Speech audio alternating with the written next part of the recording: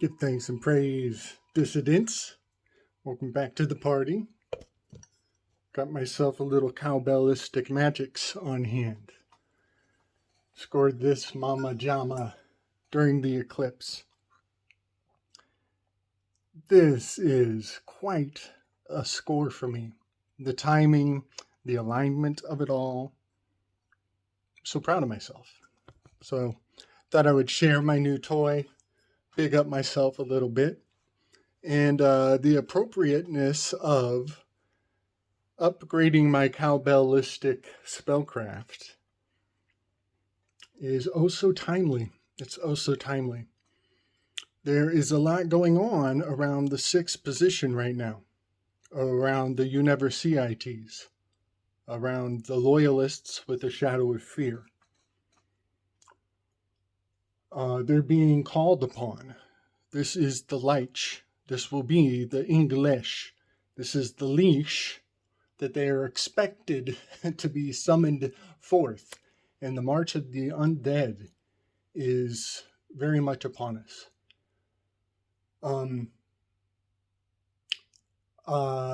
Studying structuralists. Let's see, what's his name?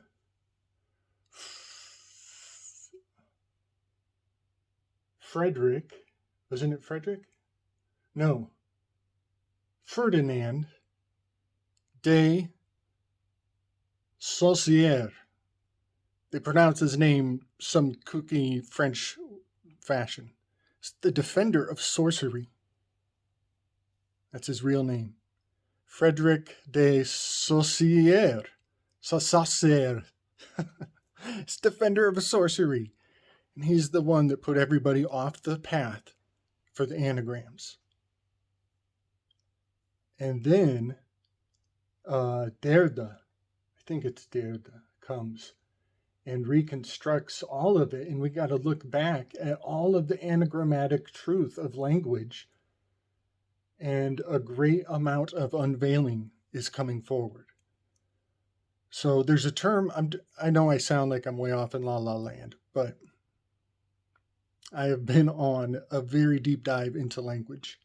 And I've brought back quite a few gems based on Kabbalistic spellcraft of our language. And we have a great amount of very comforting allusions that we require. There's a lot of the glamour that we do on ourselves is healthy and necessary.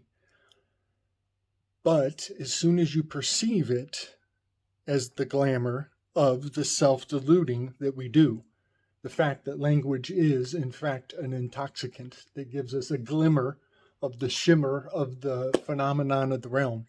It's really, really, really amazing. And in this adventure, I've brought back a term called Bildungsroman. And this is a German word, and its translation is a bit lost in the ethers. Go figure. When you get close to causality, things get real squiggly. Bildungsroman. It is a manufacturing of the words education and building, but it doesn't really come through the way we think it does. This is the perpetual infantilization that is subtly seated in our language, and it is based on the ding. The ding. The bell dings. Romang. Romang actually means education. And education is an anagram for a unit code. And a unit code is an anagram for alpha unict doE. The alpha is the ox, it's the first letter, it's the command order to follow the progression of everything you learned. All of the orders are on the same tether, and it all attaches to the castrated bull at the front of the alphabet, the ox. And when you're following orders, you are a unict doE. And the bell ding is the bellwether's collar, is the castrated ox. This is buck breaking technology, and it is deep in our language.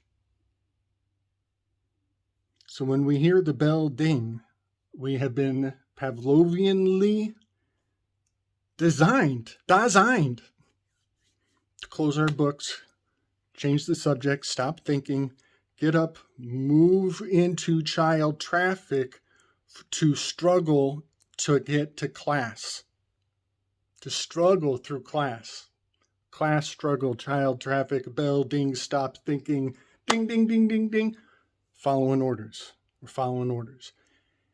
This perpetual infantilization around the ding, it's necessary. It keeps us in a sense of accomplishment and honor and good grace.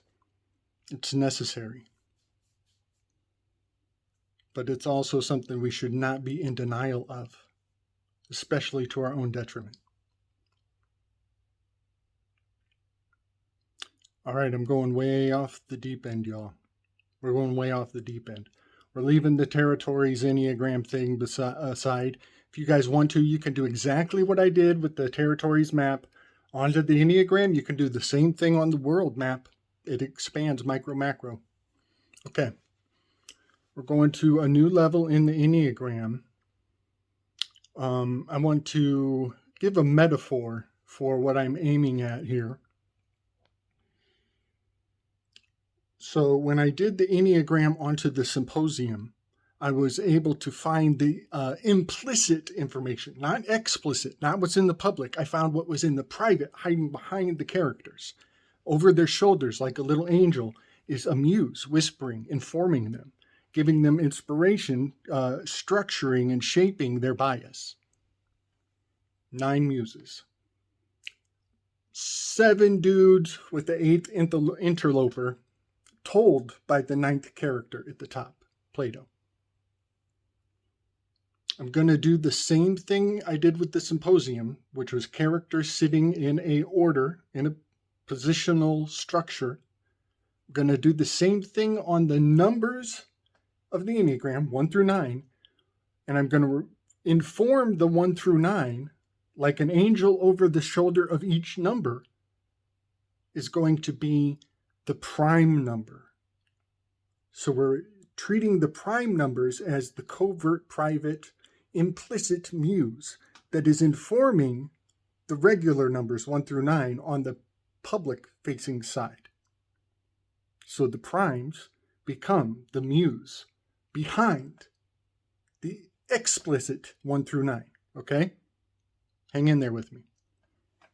So seat number 1 was the reformer perfectionist shadow of wrath. Number 2 was a giver with the shadow of pride. So now the first position is covertly informed by the first prime number, which is actually number 2. So I'm putting the number 2 as the spirit hiding over the shoulder of the number 1 in the Enneagram. Doing the same thing with the second position. The second prime number is prime number 3. So I'm going to put the third numeric signifier over the shoulder of the public-facing side of the second position.